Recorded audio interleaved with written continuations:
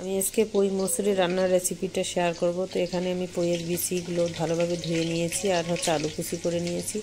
আমি ইলিশ মাছ দিয়ে রান্না করব, তাই ইলিশ মাছগুলো ধুয়ে রেখে দিয়েছি। তো ফ্রাই প্যানে তেল দিয়ে পেঁয়াজ কুচি দিয়ে আমি পেঁয়াজগুলো হালকা বাদামি কালার করে ভেজে নেব। তো পেঁয়াজগুলো আমার হালকা বাদামি কালার হয়ে আসছে। এখন আমি সামান্য পরিমাণে পানি দিয়ে দিলাম।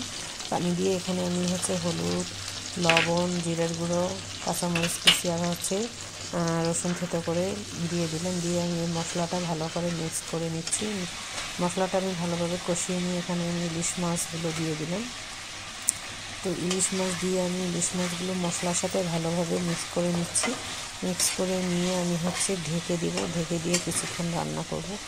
তো এই যে আমার মাছগুলো মিক্স করা হয়ে গেছে। এখন যে ঢেকে দিয়ে আমি কিছুক্ষণ রান্না করে নিলাম। আমার ইলিশ মাছটা হয়ে গেছে। কিন্তু এখানে আমি ইলিশ মাছগুলো অন্য একটা বাটিতে উঠাই রাখবো। রেখে বাকি মশলার মধ্যে আমি পুঁইয়ের বিচি আর আলুগুলো দিয়ে দিব। তো ইলিশ মাছটা আমি উঠাই নিয়ে বাকি মশলাতে সামান্য পরিমাণে পানি দিয়ে আলুগুলো দিয়ে দিলাম। তো আলু কুচিগুলো দিয়ে দেওয়ার পরে আমি মশলার সাথে ভালোভাবে এভাবে মিক্স করে নিয়ে ঢেকে দিয়ে একটুখানি রান্না করে নেব। তো এই তো আমার আলুগুলো একটু আদা হাফ সিদ্ধ হয়ে গেছে। এখন এখানে আমি পুঁইয়ের বিচিগুলো দিয়ে দিব।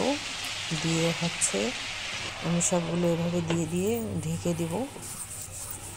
ঢেকে দিয়ে কিছুক্ষণ জাল করে নেব।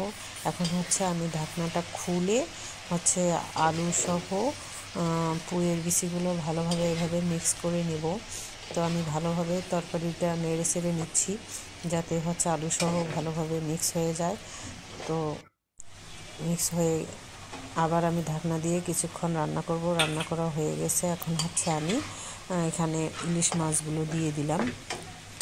ইলিশ মাছটা দিয়ে দেওয়ার পরে আমি আরও কিছুক্ষণ রান্না করব।